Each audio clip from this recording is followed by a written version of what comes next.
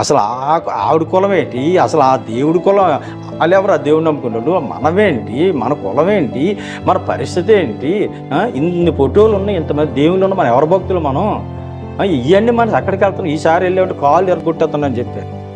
అంత వార్నింగ్ ఇచ్చి హెచ్చరిక ఇచ్చిన తల్లి ఏమైందంటే ప్రియులారా, ఆ సంవత్సరం ఆ అమ్మనాలు అంత తిరుపతి వెళ్ళాను, పిల్లలు తీసుకొని భార్యను తీసుకొని గుండ్లు కొట్టించేసుకున్నాం, అక్కడి నుంచి ఉన్న గుళ్ళన్నీ దర్శనం చేసుకొని వచ్చాం, సింహాచలం వరకు కూడా, విజయవాడ ఇవన్నీ కూడా. ఆ రకంగా నా యవ్వన కాలం అంతా పాడైపోయింది. అసలు మంచి సాక్ష్యం కాదు, అసలు మంచి జీవితం కాదు నాది. చాలా నా మీద నాకే అసహ్యం పుట్టినటువంటి జీవితం. ఒక చెప్పి పశుప్రాయుడు నేను. ఎప్పుడు ఎవరినో కొట్టాలి, ఎవరినో తిట్టాలి, ఎవరినో ఏడిపించాలి, బాధ పెట్టాలన్న తలాంతులే. చదివిన తర్వాత నా యవ్వన కాలంలో నేను చేసిన పొరపాట్లు ఏంటో, నా బ్రతికేంటో నాకు అర్థమైంది. బైబిల్ చదవనంతసేపు నేను చేసేదంతా రైట్ అనుకుండేవాడిని. బైబిల్ చదివిన తర్వాత నా బ్రతికంతా అర్థమైంది నాకు. ఓహో, నేను చేసేది పొరపాటు ఎలాగుందంటే నా పరిస్థితి, ఇంకా నేను బ్రతకను. ఆ రాత్రి ప్రార్థన కూడా చేసుకున్నాను. ఇక లాస్ట్ ప్రార్థన, ఇక ఆకార ప్రార్థన చేసుకొని మా ఇంట్లో వాళ్ళకి చెప్పాను. మా పెద్దబాబు ఉన్నాడు నా దగ్గర, తర్వాత మా మిస్సెస్ ఉన్నారు. ఇక ఆఖరి ప్రార్థన ఇంకా ఉదయం చనిపోవాలనుకున్న కుటుంబాన్ని, చనిపోవాలనుకున్న జీవితాన్ని నన్ను బ్రతికించింది, నాకు నెమ్మదిచ్చింది ఎవరు అంటే బైబిల్ అని నేను చెప్పక తప్పదు. ఇంకా ఈవేళ నేను బ్రతుకుతున్నాను అంటే బైబిల్ వల్లనే బ్రతుకు, ఆయన మాటల వల్లే బ్రతుకు. బైబిల్లో యేసుక్రీస్తు మాటలు ఉంటాయి కదా, కాబట్టి ప్రభు మాటల వల్లే నాకు ఈవేళ ఈ జీవితం మళ్ళీ కొత్త జీవితం ప్రసాదింపడ్డదని నేను గ్రహించాను. దాని గురించే నేను ఆ రోజు ఈ రోజు వరకు సాక్ష్యం ఇస్తున్నాను.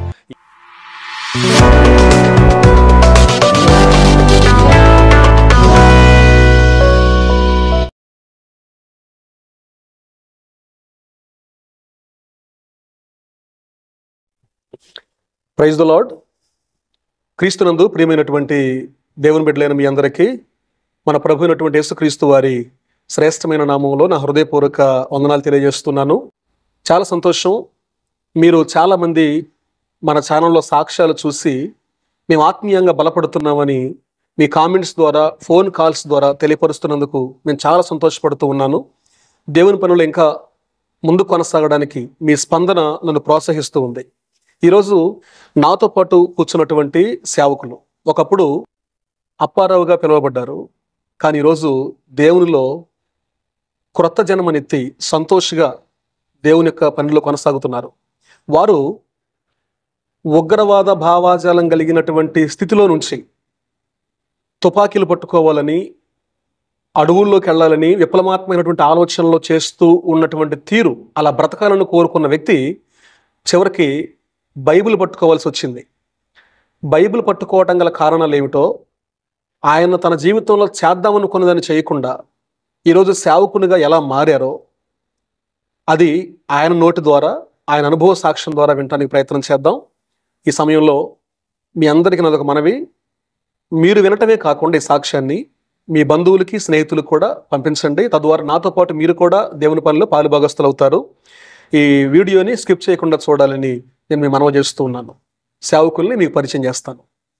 ప్రజలు బ్రదర్, చాలా సంతోషం అండి మీరు సాక్ష్యం ఇవ్వడానికి, అది కూడా ఈ ఛానల్ ద్వారా మీ సాక్ష్యం పంచుకోవడానికి మీరు ముందుకు వచ్చినందుకు ప్రత్యేకంగా ప్రభు పేరట మీకు నా హృదయపూర్వక వందనాలు తెలియజేస్తున్నాను. మీ గురించి నాతో కొన్ని మాటలు పంచుకున్నారు. మీ పూర్తిగా ఉగ్రవాద తలంపులు లేక విప్లవాత్మకంగా బ్రతకాలి, నేను ఒక ఉద్యమకారుడిలాగా బ్రతకాలి అనేటువంటి ఒక తీర్మానం చేసుకోవాలనే జీవితంలో నుంచి సేవకుడిగా ఈరోజు బైబిల్ పట్టుకొని దేవుని యొక్క పరిచర్య చేస్తూ మీ జీవితంలో కొన్ని పుస్తకాలు కూడా, ప్రభువుకు సంబంధించినటువంటి రచనలు కూడా చేశారని విన్నాను.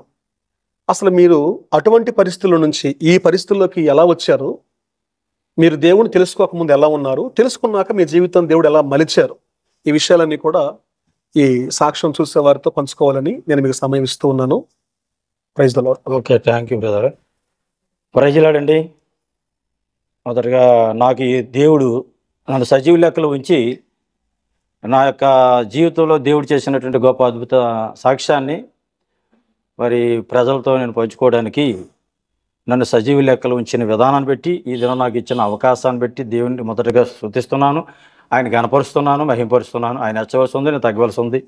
ఇక రెండోది, ఈ సాక్ష్యాన్ని మరి మీ అందరితో పంచుకోవడానికి నేను అన్ని ప్రదేశాలకు రాలేను, కానీ రాజుగారి ద్వారా మరి ఈ విధంగా ఈ సాక్ష్యాన్ని మీ హృదయాల్లోకి, మీ గృహాల్లోకి, మీ పరిచయంలోకి తీసుకొస్తున్నటువంటి ఈ ఏర్పాటును బట్టి దేవుడు ఏర్పాటు చేసే విధానాన్ని నేను భావించి రాజుగారికి ప్రత్యేక వందనాలు తెలియజేస్తున్నాను. మరి రాజుగారు నాకు పరిచయం చేసిన స్టెఫన్ బాబు గారు, మా స్నేహితులు ఉక్కంపేట పాస్టర్ గారికి, వారికి కూడా ప్రత్యేక వందనాలు తెలియజేస్తున్నాను. ఈ సాక్ష్యాన్ని మీరు అందరూ మరి వింటున్నందుకు నిజంగా మీ అందరికీ ఈ ప్రత్యేక వందనాలు తెలియజేస్తున్నాను. ఇది నా సాక్షి విని అనేకులు మీరు దేవుని గణపరుస్తారు, మహింపరుస్తారు తప్పనిసరిగా. మరి ఆత్మీయులైతే చాలా సంతోషిస్తారు. ఒకవేళ ఆత్మీయులు కాకపోతే ప్రభుని ఎరగని వారు ఎవరైనా ఈ సాక్షి వింటే ప్రభుని తెలుసుకోవడానికి కూడా ఆసక్తి చూపిస్తారని నాకు అనిపిస్తుంది. ఎందుకంటే ప్రభువుని ఎరగనటువంటి నేను, దేవుడిని ఎరగనటువంటి నేను మరి ఎందుకు దేవుడిలోకి వచ్చాను, ఏ విధంగా వచ్చాను, నన్ను ఎవరు తీసుకొచ్చారు అన్న ఉద్దేశాలు మీతో పంచుకోబోతున్నాను. ఇప్పటికే నా సాక్ష్యం అనేక చోట్ల చర్చిల్లో, మీటింగుల్లో కూడా చెప్పడం జరిగింది.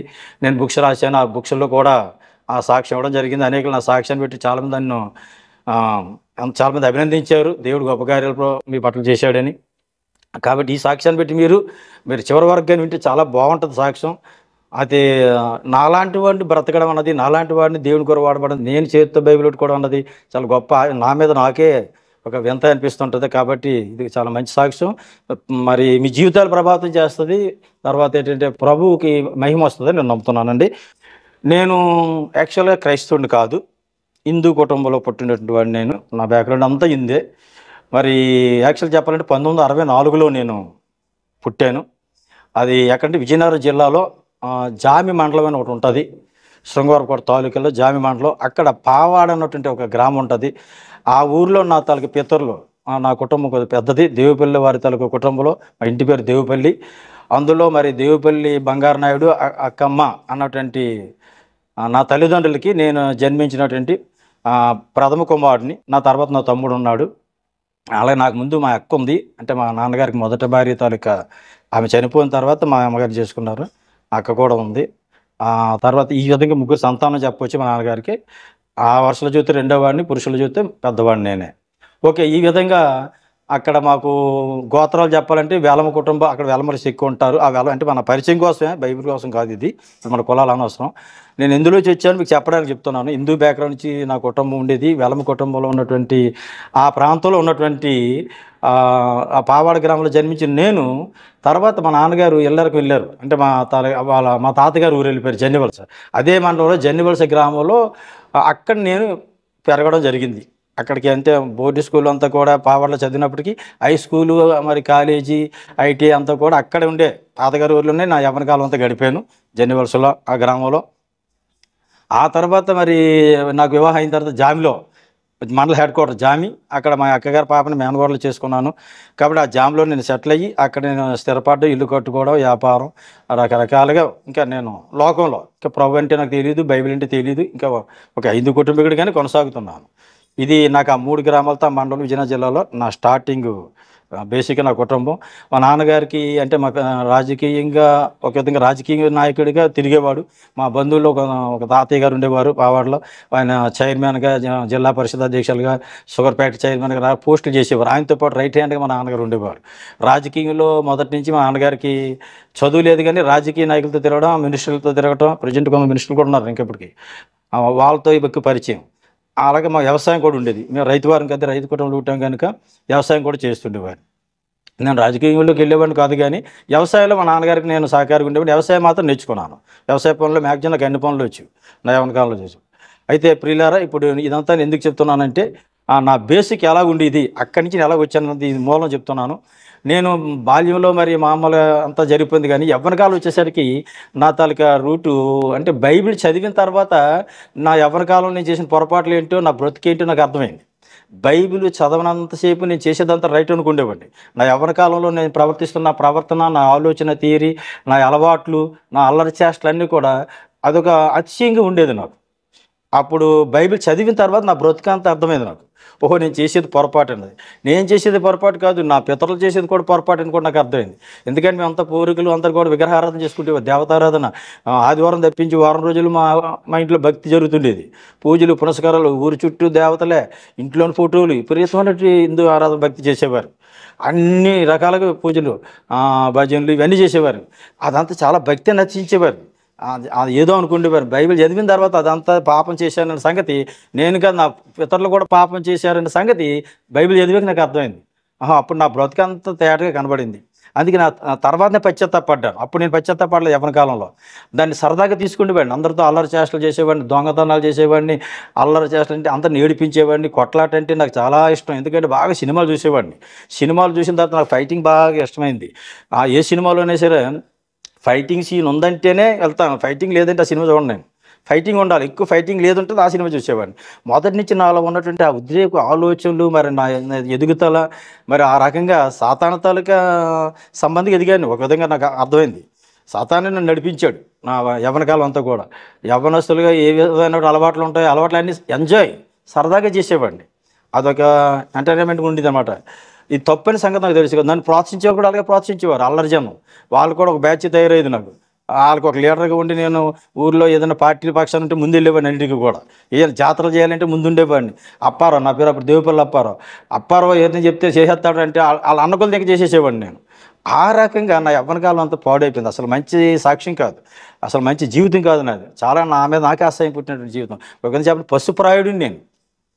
ఎప్పుడు ఎవరినో కొట్టాలి, ఎవరినో తిట్టాలి, ఎవరినో ఏడిపించాలి, బాధ పెట్టాలన్న తలాంతులే.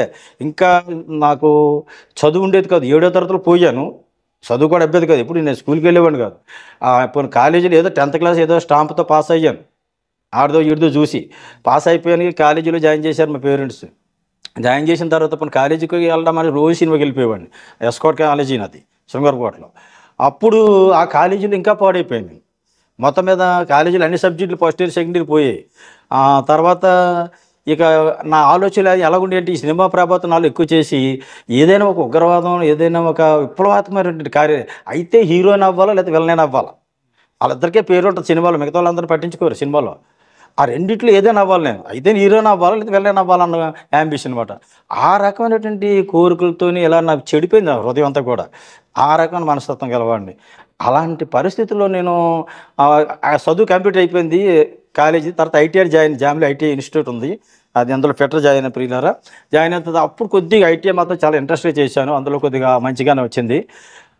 ఒక్కొక్క చదువుతున్నాను కానీ యువతల ఊర్లో గొడవలు. ఒకసారి నేను వ్యవసాయం కూడా చేశానని చెప్పాను కదా. ఒకసారి మాకు చెరుకు వ్యవసాయం వేస్తుంటాం. అక్కడ షుగర్ ఫ్యాక్టరీ ఉంటుంది మాకు బేసింగ్. అక్కడికి నేను నాటు బళ్ళు తోలేవాడిని, చెరుకు తోలేవాడిని, నేను ఒక్కడిని తోలేవాడిని. మా మేనల్లుడు నేను బళ్ళు తోలుతుండగా ఒకసారి మా మేనల్లుడు బండి కింద ఒక వృద్ధుడు చనిపోయాడు. ఆ కేసు నా మీద తీసుకున్నాను పోలీస్ స్టేషన్కి వెళ్ళి ధైర్యంగా. ఎందుకంటే మావాడే కదా, ఆడిని ఇరికించడం ఎందుకు, అప్పుడే మండలార్సనలు జరుగుతున్నాయి. వారం రోజులు నన్ను జైల్లో పెట్టేశారు పోలీస్ స్టేషన్లో. హ్యాపీగా అనిపించింది నాకు, అసలు భయమే లేదు. చెయ్యి నేరాన్ని కూడా నా మీద వేసేసుకున్నాను. అంటే అంత తెగింపుగా ఉండేవాడిని, దేనికైనా ముందు ఉండేవాడిని. అటువంటి పరిస్థితుల్లో అల్లరి చేష్టలు ఇవన్నీ కూడా చాలా ఇబ్బంది. ఆడపిల్లలు అల్లరి పెట్టడంలో కానీ ఇతరులు ఇబ్బంది పడి ఎవడైనా నా మీదకి వచ్చేవాడు కాదు, నేనే వెళ్ళి ఆడిని కొట్టేవాడిని. ముందు కోరు గొడవకి వెళ్ళేవాడిని. ఇలాంటి పరిస్థితుల్లో ఏం చేస్తున్నా నాకు అర్థం కాదు. ఒక సరదాగా కాలక్షేపం అయిపోతున్న పరిస్థితుల్లో మా నాన్నగారు ఒకసారి నన్ను తిట్టారు. ఏంట్రా ఈ పోకిరితనాలు, ఈ సోమర్తనం, తిండిపోతులు, చదువు అయిపోయింది మరి ఏ ఉద్యోగం చూసుకోవడం మానేసి అవతల పొలం పైన మనకి పూర్తిగా చేయవు, అప్పుడప్పుడు చేస్తావు, మరి యువతల జీవితం దేనికి పనికిరావడం ఉన్నా ఏదైనా ఉద్యోగం చూసుకోవచ్చు అంటే ఐటీఐ చదివిన ఇంటర్మీడియట్ పోయినోడు నాకేం ఉద్యోగం అవుతుంది, అప్రెంటిస్ కోసం ట్రై చేస్తున్న సమయంలో ఆ పరిస్థితుల్లో మరలా అప్పుడు నాకు మళ్ళీ ఆలోచన, ఎందులోనైనా జాయిన్ అయ్యేది. ఆ సమయంలో ఎవరైనా నాకు కనిపించి ఇదిగో మన మావిస్టులో కానీ లేదా లక్షలీటర్లో కానీ నువ్వు చేరుతావా అంటే నేను రెడీగా ఉన్నాను. ఆ ఫీల్డ్ ఎంచుకుందాం మైండ్లో ఉండేది ఎప్పుడు కూడా. మరి అలాంటి పరిస్థితుల్లో దేవుని కృపను పెట్టి నాకు అప్పుడు ఏం చేశారంటే, అప్పుడు నాకు దేవుడు తెలియపోయినా దేవుడు నన్ను నా జీవితాన్ని నడిపించాడు సంగతి ఇప్పుడు అర్థమవుతుంది నాకు. పియర్లెస్ అని ఎల్ఐసి మాదిరిలో ఒక పెద్ద సంస్థ ఉంటుంది, పెద్ద ఆర్గనైజేషన్. అందులో ఏజెంట్గా జాయిన్ అవ్వమని ఒక అతను వచ్చి నన్ను జాయిన్ చేశాడు. ఫోన్లో ఖాళీగా ఉండే ఏదో పని దొరికింది కదా, ఉద్యోగంగా ఉందని అందులో ఏజెంట్గా జాయిన్ అయ్యాను.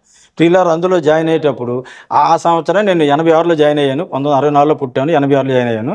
ఆ సంవత్సరం నేను ఏజెంట్కి జాయిన్ అయిన తర్వాత నాకు వివాహం కూడా జరిగింది. హిందూగానే నాకు వివాహం జరిగింది, హిందూ మ్యారేజ్ జరిగింది. అయితే అప్పుడు నేను ఏజెంట్కి జాయిన్ అయిన తర్వాత అందులో కొద్ది డెవలప్ అయ్యాను బాగా.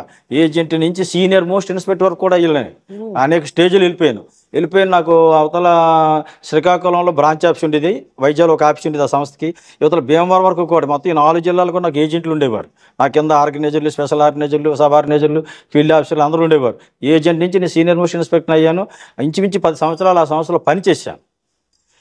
పోన్లే జీవితంలో ఫెయిల్ అయ్యాను, చదువులో ఫెయిల్ అయ్యాను, నిజంలోనే లైఫ్ సెటిల్ అవుతుందని అనుకునేప్పటికి ఆ సంస్థలో కొద్దిగా ఇబ్బందులు వచ్చి గవర్నమెంట్ ఆ సంస్థను ఇబ్బంది పెట్టడం వల్ల అంటే సంస్థ బాగా ఉంది కానీ అందులో పనిచేసిన వాళ్ళని ఇబ్బంది పెట్టారు.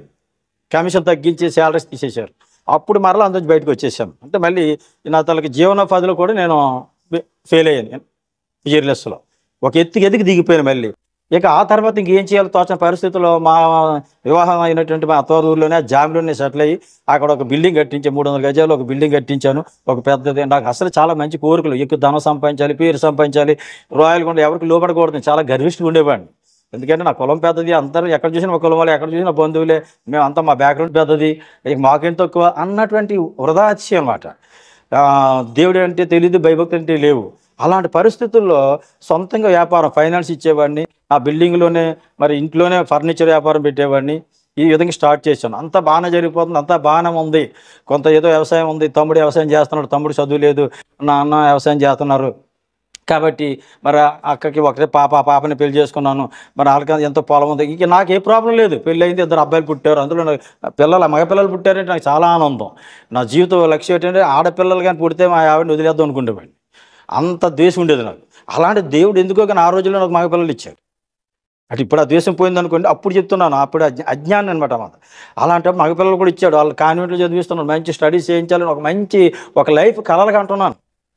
ఆ పరిస్థితుల్లో ఈ రకంగా ఎదిగినటువంటి నా వాతావరణ పరిస్థితుల్లోంచి నా పరిస్థితి ఆటోమేటిక్గా సడన్గా మారిపోయే పరిస్థితి వచ్చేసింది.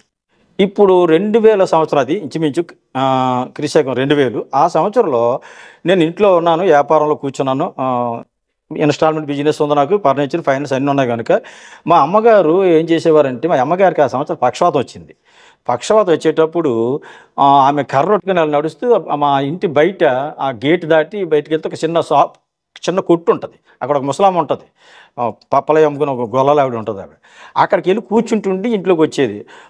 ఒకరోజు నాకు మా అమ్మగారు వచ్చిన సంగతి మా మిస్సెస్ చెప్పారు.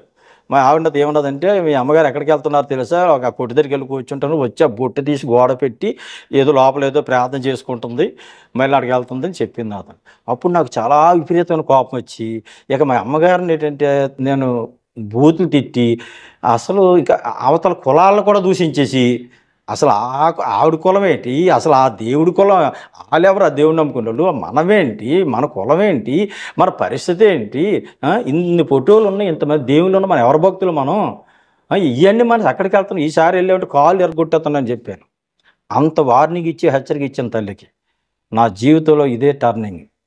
ఎప్పుడైతే ఈ పని చేశానో ఇక దేవుడు నాలో అప్పుడు మొదలెట్టాడు కార్యం చేయడం. ఆ సంగతి ఇప్పుడు నాకు అర్థమైంది, అప్పుడు అర్థం కాలే.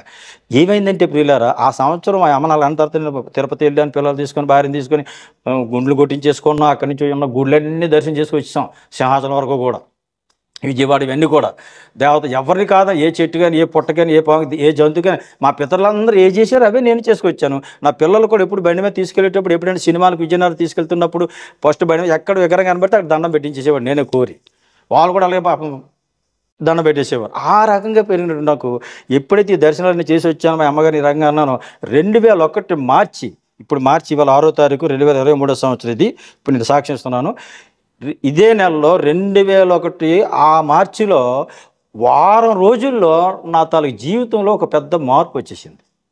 ఎలా వచ్చేసిందంటే ప్రియులారా, నాకు నిద్ర పట్టట్లేదు, భయం, ఏదో ఆందోళన, ఏదో మొత్తం మీద నిరుత్సాహం, డిసప్పాయింట్ అయిపోతాను అనమాట. నా భవిష్యత్తు ఎలాగుంటుంది, నా పిల్లల భవిష్యత్తు ఎలాగుంటుంది. ఇప్పుడు నేను చేస్తున్న వ్యాపారం, ఇల్లు కట్టాను, ఈ బ్యాంకు లోన్ తెచ్చాను, ₹1,00,000 తెచ్చాను, ఫర్నిచర్ 50,000, ₹1,50,000 బ్యాంకు లోను, చీటీలు వేస్తున్నాను, పాడుతున్నాను, మళ్ళీ ఆ చీటీలు కట్టాలి కదా, మరి యువతలు ఫైనాన్స్ ఇస్తున్నాను, ఇది అందరికీ అప్పులు ఇచ్చేస్తాను, అడిగినట్టు వాళ్ళు ఇచ్చేస్తున్నాను, తిరిగి వసూలు చేయడానికి కఠినంగా జాలి వాళ్ళు కఠినంగా వసూలు చేయలేకపోతున్నాను, వాళ్ళు వదిలేస్తున్నాను, నేను వేరే అప్పులు తెచ్చేస్తున్నాను, ఇవ్వనోడనేమో అడగట్లేదు, నేను ముక్కుపిండి అడగలేకపోతాను, ఆ వ్యాపారాన్ని నేను సూట్ అవ్వను. కాబట్టి అలాంటిది ఇవన్నీ చూస్తుంటే భవిష్యత్తులో అప్పులు పెరిగిపోతాయేమో, నేను ఏమైపోతాను అన్నటువంటి భయం ఎవరు నా మీదకి వచ్చి అడగకపోయినప్పుడు కూడా నేనంతే గౌరవం ఉంది. పీర్ల సప్పారావు, ఫైనాన్స్ అప్పారావు గారు మంచి వ్యక్తి. కేదారేశ్వర నిలయం అన్న వ్యాపారం, ఫర్నిచర్ వ్యాపారం ఉంది. అన్నీ ఆ మండలం అంతా అన్ని గ్రామాలతో నాకు టచ్ ఉంది. అందులో నేను స్కీమ్స్ చేసి మొత్తం అంతా ఆటు ఎట్టి పబ్లిసిటీ చేయించి మొత్తం ఒక నెలకు ఒక ₹150 స్కీమ్ వేసి సభ్యులు చేర్పించి ఒక 200 మంది సభ్యులు కూడా చేర్పించి ప్రతి నెల డ్రా వేసి వ్యాపారాన్ని ఇంప్రూవ్ చేసుకుంటాను. అన్ని రకాల బాగుంది. కానీ ఎవరు నన్ను తరముకున్నా, ఎవరు నన్ను ఏం అడగకున్నా, ఎవరు నన్ను నువ్వు నాకు రూపాయి ఇవ్వాలని అనుకున్నా, నాకు అసలు అవతల ల్యాండ్ ఉంది, అవతల హౌస్ ఉంది, నాకు అప్పు కూడా పెద్దది కాదు. కానీ ఎందుకో భయం, ఆందోళన వచ్చి చివరికి జీవితం మీద ఎరక్తి అయిపోయి చనిపోతే మంచిదా, లేదా ఈ వ్యాపారాలు మూసేసి ఏ ఊరు వెళ్ళిపోతే మంచిదా, లేదా మరలా మా సొంత ఊరు జెన్నివాల్సి వెళ్ళిపోయి వ్యవసాయం చేసుకుంటే మంచిదా, ఏం చేయాలా అన్న తోచ పరిస్థితుల్లో నిద్ర పట్టట్లేదు, ఆందోళన ఎందుకు జరుగుతుందో నాకు అర్థం అవ్వట్లేదు. నెబుకద్నెజరు రాజు బైబిల్లో ఎలాగైపోయాడో, మానవ మనసు నుంచి పశువు మనసుకి ఎలాగైపోయాడో ఆ రీతిగా నా తలకు మైండ్ మారిపోయింది. ఇది ప్రభువే అప్పుడు ఆ రోజుల్లో చేసాడని తర్వాత నాకు అర్థమైంది. ఇది నేను చెప్తున్నా, నా స్టేజ్లో క్రీస్తు ముందు జరుగుతున్నారు అంటే ప్రభులోకి రావడానికి ఇది సంఘటన.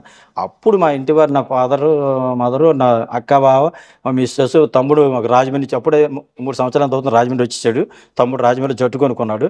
తమ్ముడు కూడా వచ్చాడు. అందరితో కుటుంబ సభ్యులతో కూర్చొని మాట్లాడాను. ఇది నా పరిస్థితి ఎలాగ ఉంది, మరి ఏం చేయాలి, మరి ఇక్కడ మాత్రం వ్యాపారం చేయబుద్ధి కావట్లేదు, విజయవాడని వెళ్ళిపోదాం, లేదంటే రాజమండ్రిని వెళ్ళిపోదాం, లేదా ఇంకేదైనా దూరం ఊరు వెళ్ళిపోదాం, ఇక్కడ ఈ ప్రాంతం నాకు ఉండాలనిపించలేదు, మన ఊరు వెళ్ళిపోయి వ్యవసాయం చేసుకుందాం, ఏం చేద్దాం, మీరే ఆలోచన చెప్పండి అంటే అప్పుడు మా నాన్నగారు ఏమో రాజమండ్రి వెళ్ళిపోదాం, ఆల్రెడీ తమ్ముడు వెళ్ళిపోయాడు, అక్కడ రాజమండ్రి మనకి చాలా కుటుంబాలు ఉన్నాయి, దగ్గర 100 కుటుంబాలు ఉన్నాయి, అందులో మన వాళ్ళంతా ఇక్కడ ఎంతమంది ఉన్నారు, అక్కడ ఎంతమంది ఉన్నారు, కాబట్టి అక్కడ ఏదో రకంగా ఈ వ్యాపారం అక్కడ చేసుకుని ఏదో రకంగా బ్రతుకుతావు కదా, ఆ రకంగా ఏదో సలహా ఇస్తే అప్పుడు నాకు ఈ చీటీలు ఉన్న పాటలు ఉన్న వాళ్ళందరూ ఒక్కొక్క వారం రోజులు పిలిచి వాళ్ళతో సెటిల్మెంట్లు చేసుకొని వాళ్ళకి ల్యాండ్ కొద్ది ఆమె కింద రాసి, అప్పుడు నా భూములు ఎలా ఉన్నాయంటే వాల్యూ లేదు, ఎవరు కొనే పరిస్థితులు లేరు.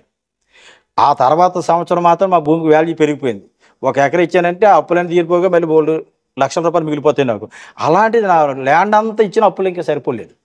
మొత్తం అప్పులు చూస్తే 10 లక్షల లోపే ఉంటాయి. కానీ ఆ రోజుల్లో వాల్యూ లేదు దానికి, 2001 మా భూమికి. ఆ తర్వాత హైవే వేసిన తర్వాత వాల్యూలు పెరిగాయి.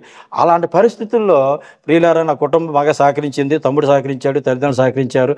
సరే అప్పుడు భార్య పిల్లలు తీసుకుని వెళ్ళిపోవడానికి, రాజమండ్రి వెళ్ళిపోవడానికి సిద్ధపడ్డాను. ఎలాగ అక్కడ ఉన్నారు కదండి.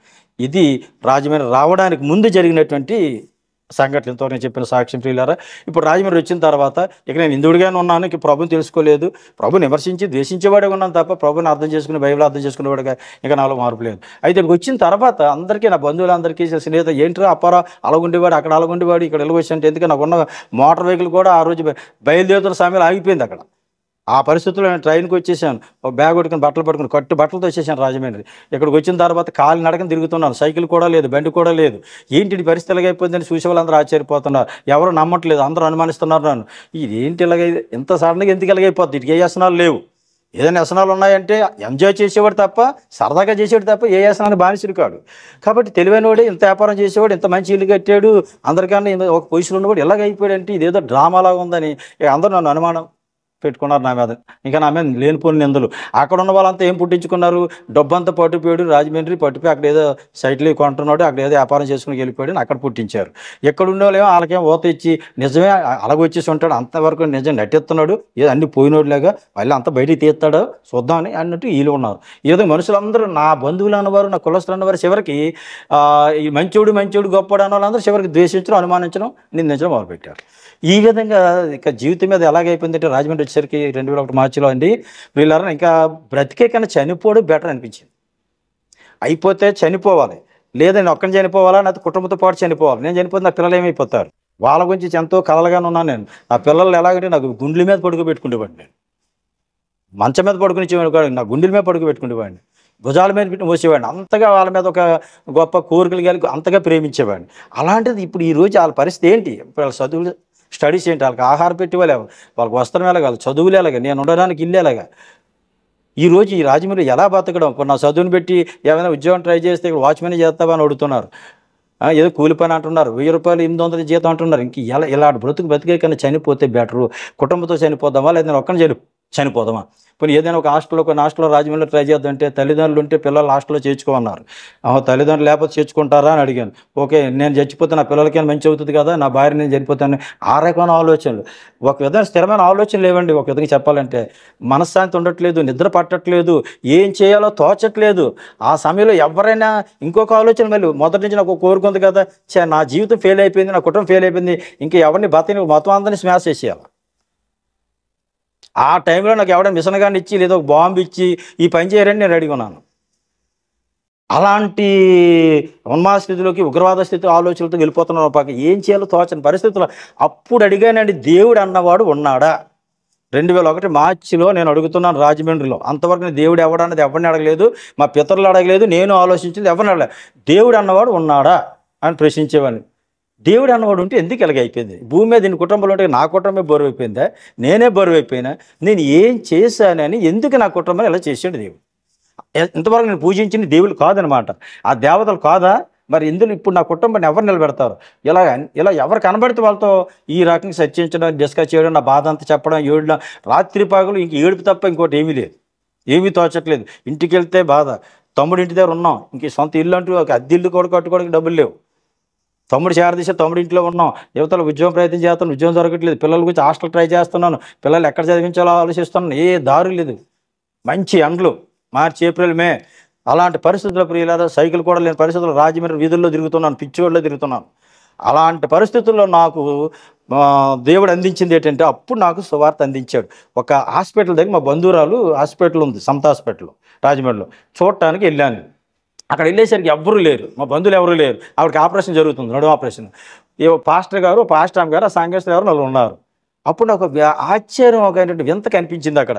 ఏంటి మా బంధువులు ఎవరు లేరు, యువతలు వీళ్ళు ఎవరు, ఈ పాస్టర్ గారు ఎవరు, ఈ పాస్టర్ గారు ఎవరు, ఈ సంఘస్థులు ఎవరు, వీళ్ళంతా ఎవరన్నది అప్పుడు నేను కొద్దిగా ఆలోచించాను. అప్పుడు ఆవిడని అడిగాను, మా సిస్టర్ గారిని, ఆ మంచమదని, ఎవరమ్మ వీళ్ళంతా మనవాళ్ళు కాదంటే, ఈ నాన్న వీళ్ళు పాస్టర్ గారు, ఈ పాస్టర్ గారు, వీళ్ళు సంఘస్థులు ఉన్నారు, ప్రార్థనకి వచ్చారు, వీళ్ళు ప్రభువుని నమ్ముకునే వాళ్ళు, నువ్వు కూడా నీ పరిస్థితి పెట్టి ప్రభువుని నమ్ముకో, నా దగ్గర బైబిల్ ఉంది, ఎంత ఈ బైబిల్ చదువుకో, నువ్వు చదువుకున్నావు కదా అని నా చేతిలో పెట్టింది. ఆ రోజు నా జీవితంలో టర్నింగ్ పాయింట్, 2001 మార్చిలో. ఓహో, ఏం పోయింది, ఎవరు దేవుడని అడిగి అందరిని ఇలాగా ఇబ్బంది పడి ఎంత కన్నా ఏదో బైబిల్ ఇచ్చారు చదవమాట ఉన్నారు కదా అని, అదే ఆదివారం పూట ఆ చర్చికి రా, ఉక్కుపేటలో చర్చ్ ఉంది, శిలువం చర్చ్, అక్కడ రా అని చెప్తున్నారు కదా, పోయి ఏం పోయింది, వెళ్దాం అన్నట్టు ఒక చిన్న నాకు ఆల్టర్నేటివ్ ఒక ఆలోచన దొరికింది. అక్కడి నుంచి ఇది నా జీవితంలో టర్నింగ్ పాయింట్. ప్రభులో రావడానికి ఈ విధంగా రావడం జరిగింది. లేకపోతే నన్ను ఎవరు మతంలోకి మార్చలేదు, నన్ను ప్రభులోకి ఎవరు చేయడం తీసారు, నేనే దేవుడి దగ్గరికి ఎత్తుకుంటూ వెళ్ళాను. కీర్తన 14:2 53 కీర్తనలో 2 కూడా, వివేకం కలిగి దేవుని ఎదుగువారు కలరేమో అని నరులు దేవుడు పరిశీలిస్తున్నాడు ఆకాశం నుండి. ఆ బ్యాచ్లో ఉన్నవాడు నేను. దేవుడు అద్భుతంగా నన్ను ఆ అన్వేషణలో ఎవరు దేవుడు, అసలు దేవుడు అన్నవాడు ఉన్నాడా అన్న ప్రశ్నించి నాకు ఆన్సర్గా ఆయన ప్రత్యేకపరుచుకొని నాకు నిజంగా సేవకులను, సంఘాన్ని, ఆత్మీయులను, అక్కడి నుంచి నాకు ఆత్మీయులు అన్న వాళ్ళు పెరిగారు. ఆ రకంగా నేను ప్రభులోకి రావడానికి జరిగింది ప్రియులారా.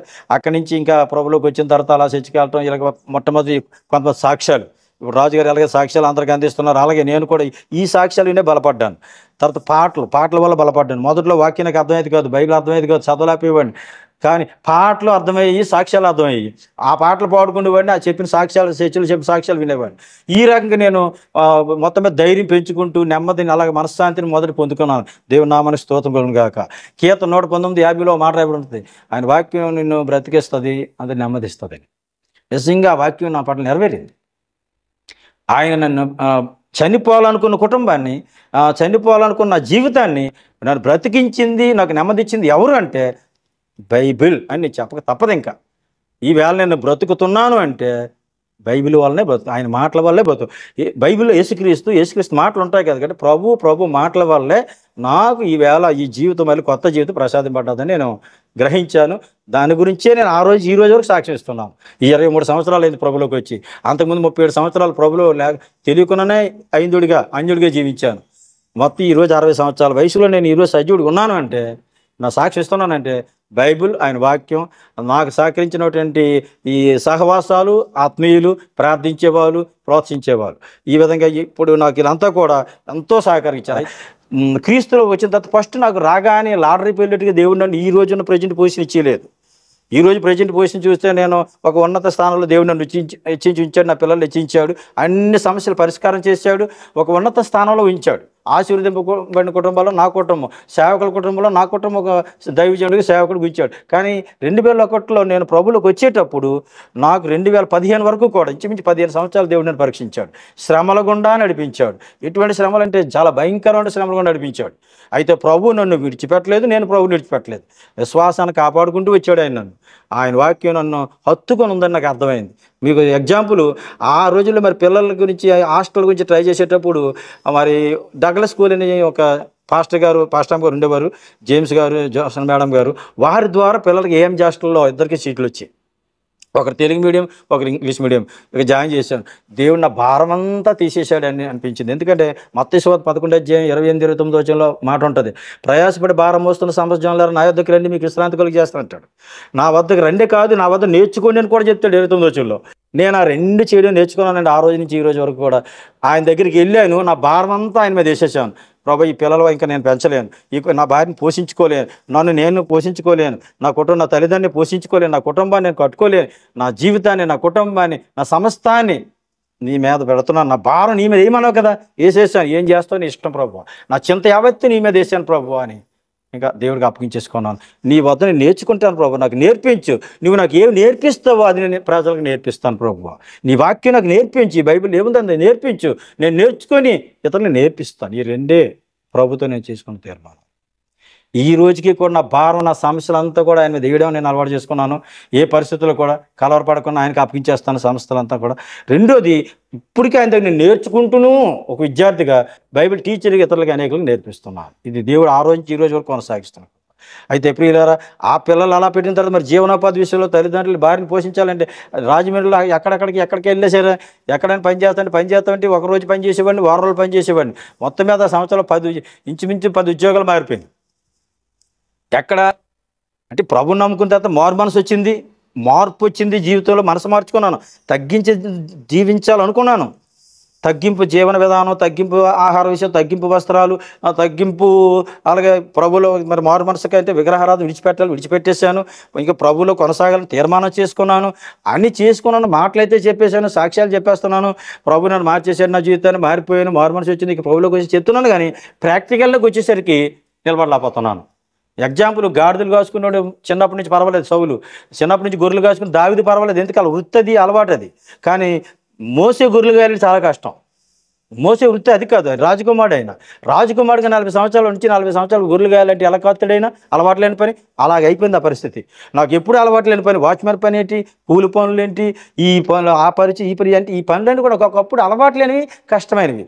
ఆ పనులు చేయడానికి నా తల తీసినట్టు అయ్యేది. ఒక్కోసారి అనిపించింది, ఈ పనులు చేసే కానీ చావడం బెటర్ కదా అనిపించింది. సాతాను కూడా ఆ రకంగా దాడి చేసేవాడు నా మీద. ఒక పక్క మళ్ళీ వాక్యం నన్ను బలపరిచేది, నాకు ఒక నిరీక్షణ కలుగు చేసేది, ఒక ధైర్యాన్ని ఇస్తుండేది. పాటలు పాడుకుంటే, ప్రార్థన చేసుకోవటం, అనేకులు నాకు ధైర్యం చెప్పడం, అన్ని సేవకుల ద్వారా నిజంగా ఎంతో సార్వత్ర సంఘాలు, అన్ని సంఘాలు సేవకులు కూడా నాకు ఒక విధంగా చాలా మేలు చేశారు. నిజంగా వాళ్ళందరి పేర్లు చెప్పాలంటే ఈ టైం సరిపోదు. అనేక సంఘాల ద్వారా నాకు హెల్ప్ జరిగింది. అయితే ప్రియులారా, ఇది ఇలాంటి పరిస్థితుల్లో జీవనోపాధిగా చాలా కష్టపడుతున్నాను. యువతలు ఈ కూలి పని నేను కష్టపడడం కాదు, మా ఆవిడతో కూడా కూలి పనులు చేయించాను. మా ఆవిడతో స్కూల్లో ఆయాగా చేయించాను. వాచ్మెన్ పని చేసేటప్పుడు కారు తుడిసేవాడిని. కారుకు 100 రూపాయలు ఇచ్చేవారు నాకు.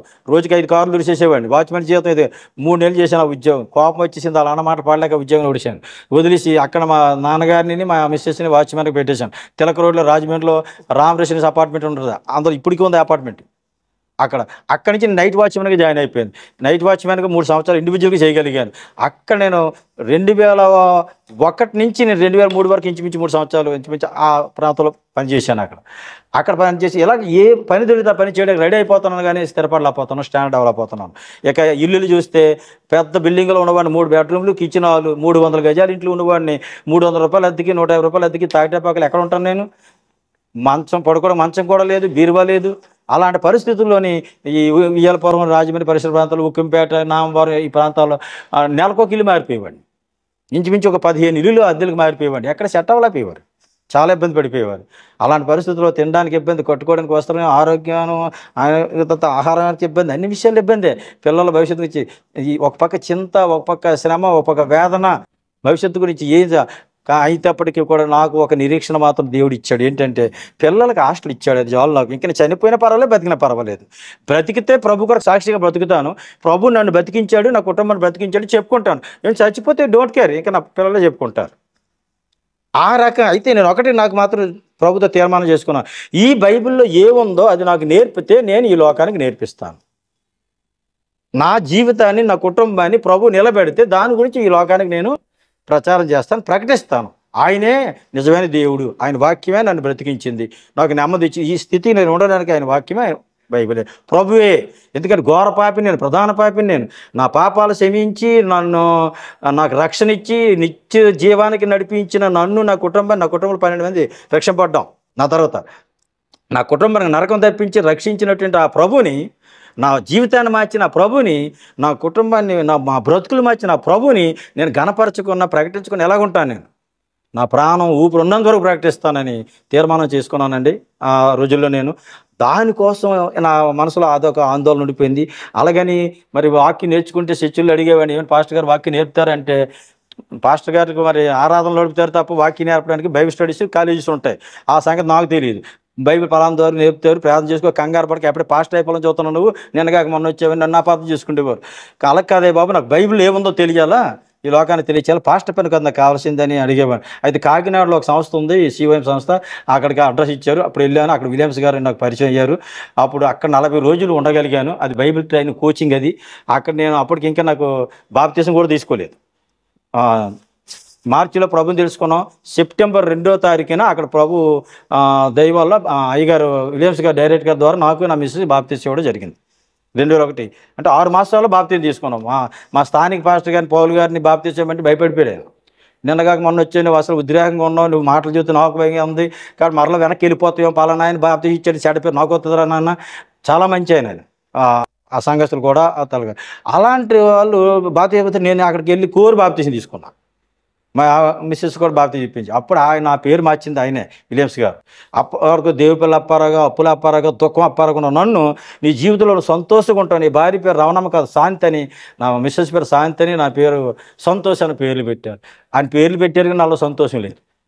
ఎందుకంటే ఇంకా నాకు ఇప్పుడు అప్పులు ఉన్నాయి, రుణ సమస్యలు ఇంకా తీరాలి. నేను నా అప్పుల కింద ఇల్లు రాసేసి వచ్చాను బ్యాంకులోనికి. మా బ్రదర్ ఒక ఆయన ఉంటాడు టీచరు, నీ ₹1,00,000 అప్పు నువ్వు తీర్చుకొని బ్యాంకు 1,00,000 కట్టిరా బ్రదర్ అంటే, అలాగే అన్నాడు అక్కడ ఉన్నప్పుడు. నేను అక్కడికి వచ్చిన తర్వాత ఎవడో ఏదో పొల్లెట్టాడు, ఆ డబ్బు అంతా పట్టుకుని పారిపోయాడు మీ వాడు అని చెప్పారు. అయితే ఆ ఇంట్లో ఉండే పాడైపోయాడు కనుక ఆ ఇల్లు తీసుకోకని ఆడికి పొల్ల పెట్టారు ఎవరో. వాడు ఏం చేశాడు, ఇక నేను రాజమండ్రి వచ్చాక నాకు ఇల్లు వద్దు, నాకు డబ్బులు కావాలని ఆయనకి తినడం మొదలెట్టాడు. ఆ మాట ఏదో అక్కడ ఉన్నప్పుడు చెప్తే ఇంకొకటికి ఇచ్చుకునేవాడు కదా ఇల్లు. అప్పుడు ఆడు కోర్టుకి వెళ్ళాడు. ఇంక నువ్వేం చేసుకుంటావు చేసుకో, నేనే కట్టుబాట్లతో వచ్చాను, యథార్థంగా వచ్చాను, నన్ను బతికిస్తే ఈ ప్రభు బ్రతికించాలని నచ్చితే ఈ ప్రభు హెచ్చించాలి తప్ప ఇక దాపరకు ఏమీ లేదు చెప్పేస్తే ఆయన నమ్మలేదు. మనుషుల మాటలు నమ్మాడు. కోర్టుకి వెళ్ళాడు. కోర్టుకి వెళ్ళిన తర్వాత నేను కోర్టుకి వాయిదాలకి వెళ్ళా, నా పక్షాన వాయిదాలకి వెళ్ళాడు. ఆ తర్వాత 15 సంవత్సరాల తర్వాత 2015లో కోర్టు జడ్జిమెంట్లో ఆ ఇల్లు ఏలం వేస్తే ₹6,00,000 ఇల్లు వెళ్ళిందండి. దేవుని స్తోత్రం. ఆడికి నేను 2.5 లక్షలకు వదిలేశాను ఇల్లుని. బ్యాంక్ కట్టేసుకుని ఇల్లు తీసుకోరంటే తీసుకున్నాడు కాదు, కోర్టుకి వెళ్ళాడు. కోర్టులో ₹6,00,000 వేలం వచ్చింది. అప్పుడు నేను మంచం మీద ఉన్నాను 2015లో. అప్పుడు మా అబ్బాయి కోర్టుకి వెళ్ళి చెక్ తీసుకున్నాడు. వాళ్ళ అప్పు పోగా తిరిగి నాకు ₹3,00,000 మళ్ళీ మాకే ఇచ్చాడు.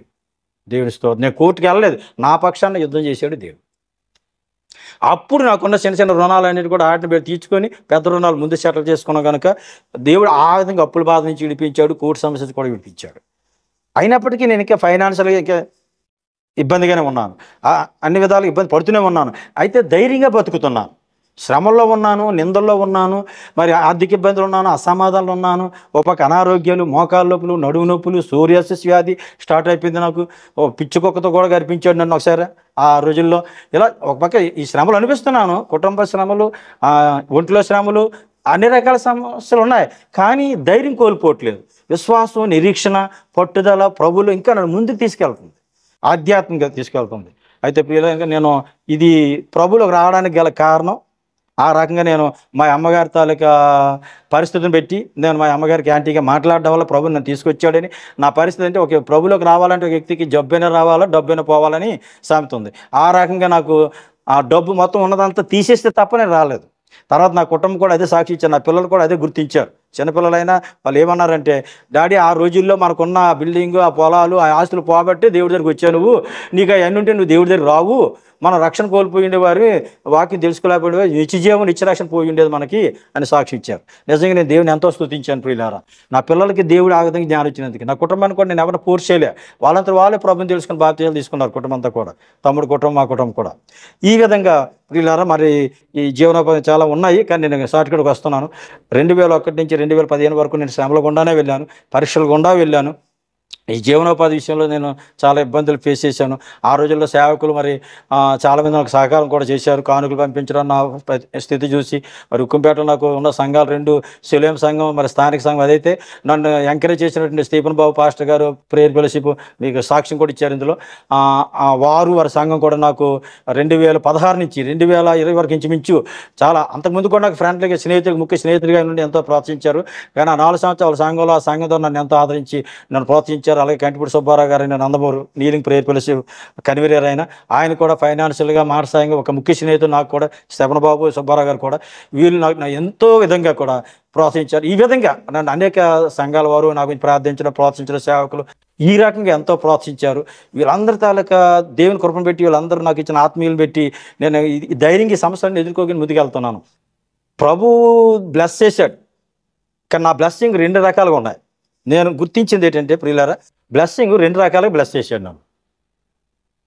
రక్షణ ఇవ్వడమే కాదు, స్వస్థత ఇవ్వడమే కాదు, తర్వాత ఈ 2 బ్లెస్సింగ్స్ ఎలాగ ఇచ్చాడంటే, ఒకటి ఆధ్యాత్మికమైనటువంటి బ్లెస్సింగ్స్, 2 భౌతిక సంబంధమైనటువంటి బ్లెస్సింగ్స్. ఫస్ట్ ఆధ్యాత్మికమైనటువంటి బ్లెస్సింగ్స్ ఇచ్చాడు నాకు, తర్వాత నాకు భౌతిక సంబంధమైన బ్లెస్సింగ్స్ ఇచ్చాడు. ఆధ్యాత్మికమైనటువంటి బ్లెస్సింగ్స్ నాకు 2004లో మొదలయ్యాయి. 2001 నుంచి 2003 వరకు నాకు బైబిల్ అర్థం కావట్లే. 2004లో దేవుడు ఒక ద్వారం తెరిచాడు. బైబిల్ స్టడీ అని ఆదివారం పెడుతున్నట్టు లోదన్ హై స్కూల్ జాంపేటలో బొమ్మూరులో ఉజ్వల గారని ఒక లెక్చరర్ ఉన్నారు. ఆయన ఆ కడపత్రిక అందింది నాకు. ఉక్కింపేటలో ఒక దగ్గర జయహిందార్లో ఉన్నప్పుడు ఆ బైబిల్ స్టడీ కడపత్రిక చూశాను. చాలా గెంతులు వేసాను. ఫోన్లో బైబిల్ నేర్పుతారు కదా ఇక్కడికి వెళ్తేని. ఆదివారం చర్చిలకు వెళ్ళిపోయినా సైకిల్ వేసుకొని అక్కడి నుంచి మధ్యాహ్నం వెళ్ళిపోయేవాడిని నేర్చుకోవడానికి. అది నా జీవితంలో ఒక పెద్ద టర్నింగ్ పాయింట్. అప్పటి నుంచి నాకు బైబిల్లో ఉన్నటువంటి విషయాలు చదవటం, డౌట్స్ వస్తే అడగటం, ఆ స్టడీస్లో వాళ్ళు కొన్ని క్విజెస్ పెట్టేవారండి, కాంపిటీషన్స్ పెట్టేవారు ఈ బైబిల్ నేర్చుకున్న యూత్కి. వాళ్ళతో పాటు నేను యూత్లాగా, అంటే నాకు వయసు 40 సంవత్సరాలు అప్పుడు, కానీ క్రైస్తవుల్లో నాకు వయసు ఎంత అప్పుడు 2001 నుంచి మరి 2005 2004 ఎగ్జామ్స్ రాశానంటే 4-5 సంవత్సరాలు నా వయసు క్రైస్తవుడిగా. కాబట్టి అది మాట చెప్పేసరికి, నా సాక్ష్యం చెప్పేసరికి వాళ్ళు కూడా నాకు అవకాశం ఇచ్చేవారు. అప్పుడు 2004 2005లో క్విజ్ కాంపిటీషన్ టెస్టులు బైబిల్లో రాసేవాడిని. వాటి వల్ల నాకు గోల్డ్ మెడల్, గోల్డ్ రింగు, వెండి మెడల్స్, బైబిల్స్ బహుమానాలుగా నాకు ప్రజెంట్ చేసేవారు.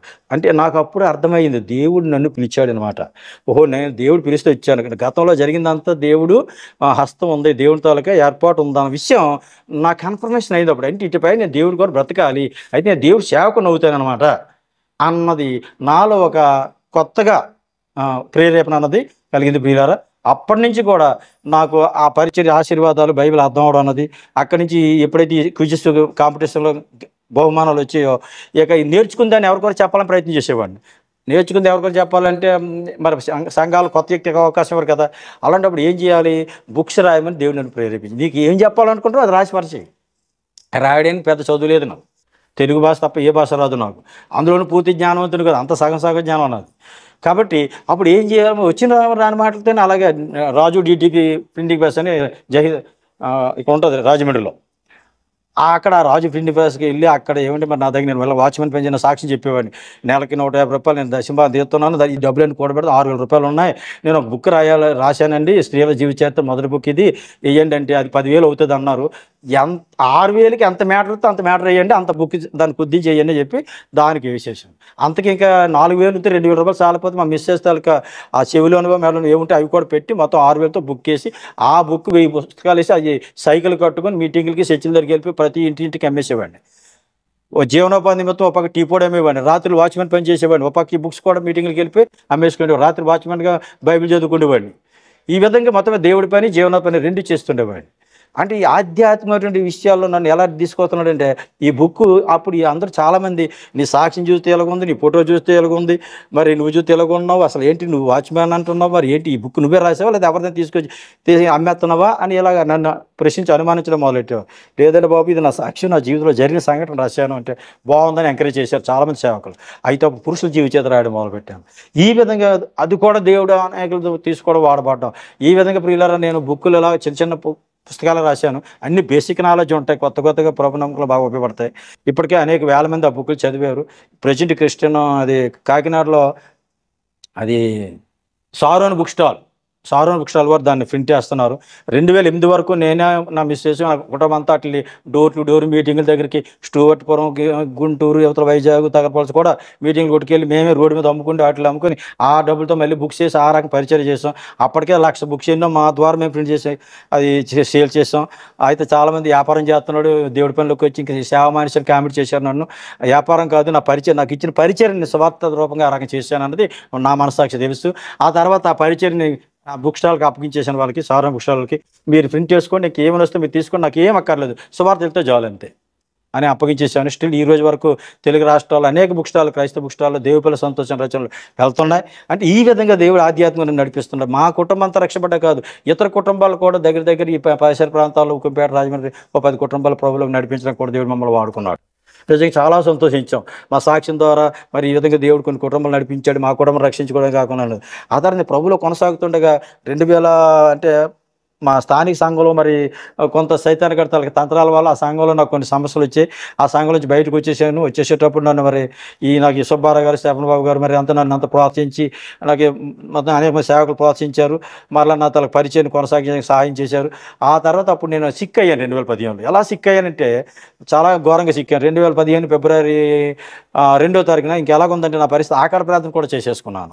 నా కాలు ఏమీ ఇలా బయటకు వెళ్ళి వచ్చాను, లోనికి వచ్చి బట్టలు ఇప్పుతున్నాను, ఈ కాలు ఎడం కాలు వదిలేసింది, ఎన్ని పోస్ట్ దగ్గర ఏదో మొత్తం వదిలేసింది. ఇంకా మంచం మీద ఇంకా అన్నీ కూడా వీళ్ళారు. ఎలాగుందంటే నా పరిస్థితి ఇంకా నేను బ్రతకను. ఆ రాత్రి ప్రార్థన కూడా చేసుకున్నాను. ఇక లాస్ట్ ప్రార్థన, ఇక ఆకార ప్రార్థన చేసుకొని మా ఇంట్లో వాళ్ళకి చెప్పాను. మా పెద్దబాబు ఉన్నాడు నా దగ్గర, తర్వాత మా మిస్సెస్ ఉన్నారు.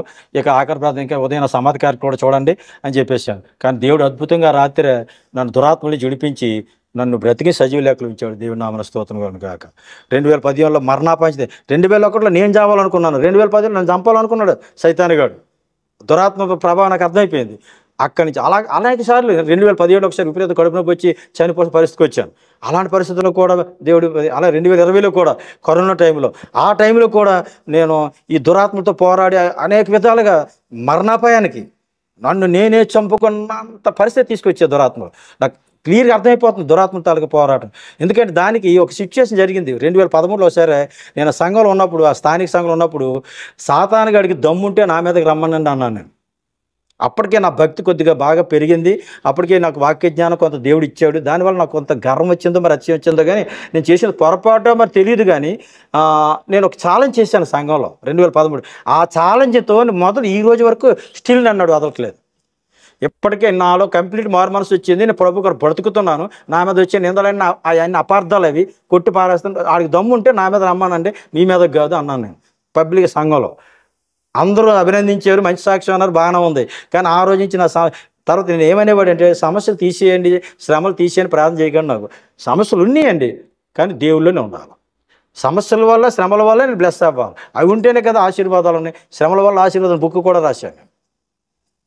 కాబట్టి నేను ఏదైతే బోధించానో, నేను ఏదైతే కోరుకున్నానో, ఏదైతే ప్రాక్టికల్ రిటర్న్గా రాశానో అవే నా జీవితంలో అప్లై చేశాడు. 2015 నుంచి విపరీతమైన శోధనలు, శ్రమలు ఇంకా పెరిగాయి, ఇంకా నిందలు పెరిగాయి, అవమానాలు పెరిగాయి, హేళనలు పెరిగాయి. అయినప్పటికీ ప్రభువులు ఇంక ఎదుగుతున్నాను తప్ప ఆధ్యాత్మికంగా వెనక్కడుగు అన్నదే ఎక్కడ ప్రశ్న లేదు. ఈవెన్ మరణాపాయం వచ్చినప్పుడు కూడా దేవుడు నన్ను నమ్మకంగా చివరి వరకు ఉంచేశాడు. దేవునికి వందనాలు. అయితే ఇది ఆధ్యాత్మిక మేలులండి. ఇక భౌతికంగా ఎలా బ్లెస్ అయ్యానని చెప్పి ముగించేస్తున్నాను. ఆ రోజు పిల్లలు అమ్మేసుకోవాలా, చంపేసుకోవాలా, నా పరిస్థితి ఏంటి అని అనుకున్నటువంటి ఆ పిల్లలు 2015 వచ్చేసరికి చదువులు, ఒక పెద్ద అబ్బాయి MBA, చిన్న అబ్బాయి బీటెక్ కంప్లీట్ చేశారు. ఇద్దరికి 2015లో జాబ్లు వచ్చే దేవుని కృపను పెట్టి ఆ రోజు నుంచి ఈ రోజు వరకు స్టిల్ దేవుని కృపను పెట్టి పిల్లలిద్దరు చదువులు ఎలా చదివారో నేను చదివించలేదు, రూపాయి పెట్టి చదివించలేదు. హాస్టల్, ప్రభుత్వ తాలూకా ఫీజు రియంబర్స్మెంట్ పథకాలు, ప్రభుత్వ పథకాలు, AMG హాస్టల్, వాళ్ళు వీళ్ళు ఇచ్చిన సేవకుల కానుకల ద్వారా పిల్లలు ఆ రకంగా నా కుటుంబ పోషణ పిల్లలు జరిగిపోయింది. దేవుని కృప పెట్టి పిల్లలిద్దరు ఉద్యోగాలు, పిల్లలిద్దరికి వివాహాలు అయిపోయి, ఇద్దరికి పరిశుద్ధ వివాహాలు జరిగాయి, ఇద్దరికి గర్భఫలాలు ఇచ్చాడు, ఇద్దరు అమ్మాయిలు, ఇద్దరు అంటే 2 బహుమానాలు దేవుడు నాకు ఇచ్చాడు. 2 మనవరాలు, చిన్న అమ్మాయి చిన్న మనవరాలు పేరు లియోనా, పెద్ద మనవరాలు పేరు ఇవానా. అలాగే అంటే పెద్ద బాబు పేరు కార్తీకు, రెండో బాబు పేరు వినోద్ కుమార్. ఈ విధంగా కుటుంబాన్ని, అంతేకాదు అద్దింట్లో ఈ ప్రాంతంలో తిరిగిన నెలకో కొంప మారేవాడు నేను. పిల్లి పిల్లలు తిప్పాడు. ఇవాళ సొంత అపార్ట్మెంట్ సాయినగర్లో మంజూస్ అపార్ట్మెంట్లో ప్లాట్ కొనుక్కోవడానికి, సెకండ్ ఫ్లోర్లో కొనుక్కోవడానికి, పెద్దబాబు పేరున లోన్ పెట్టి తీసుకోవడానికి దేవుడు ఎంతో కృప చూపించాడు. అంటే పిల్లలిద్దరూ ఈవేళ ఉద్యోగాల్లోనే సెటిల్ అయ్యారు, వివాహాలు అయ్యారు, గర్భఫలాలు ఇచ్చాడు, మరి తర్వాత సొంత ఇల్లు ఇచ్చాడు. ఎక్కడ ఏ ఊర్లో వాచ్మెన్గా పనిచేసానో రాజమండ్రిలో, అదే ఊర్లో అదే వాంటని అనిపించుకున్నాను నేను ఈవేళ. నా పిల్లలు కొనుక్కోరంటే ఇవాళ నేను వాడనే కదా. అది అంటే అంతేకాదు, ఎక్కడైతే వాచ్మ్యాన్గా ఏ ప్రాంతంలో చేశానో అదే ఇప్పుడు ఆ ప్రాంతం అదే రాజమండ్రి పట్టణంలో అపార్ట్మెంట్ ప్రెసిడెంట్గా కూడా నేను దగ్గర 9 మాసాలు చేశాను. నన్ను కంప్లీట్గా ఉండమంటున్నారు, నేనే వాలంటీర్ రిజైన్ చేశాను ప్రెసిడెంట్గా కూడా ఉండి. అంటే దేవుడు ఏ స్థితి నుంచి ఏ స్థితికి హెచ్చించాడు అన్నది నేను ఫైనల్గా ముగిస్తున్నాను. కాబట్టి ప్రియులారా, ప్రభు యందు నేను నా భారం, నా చింత ఆయన మీద వేసేటప్పుడు, ఆయన వద్ద నేర్చుకోవడానికి నేను ఇష్టపడినప్పుడు, నా పరిస్థితి అంతా కూడా 15 సంవత్సరాలు నన్ను పరీక్షల ద్వారా, శ్రమల ద్వారా నడిపించినప్పటికీ కూడా నా ముగింపు ఇప్పటికీ ప్రస్తుతానికి అన్ని రకాలుగా బ్లెస్ చేశాడు.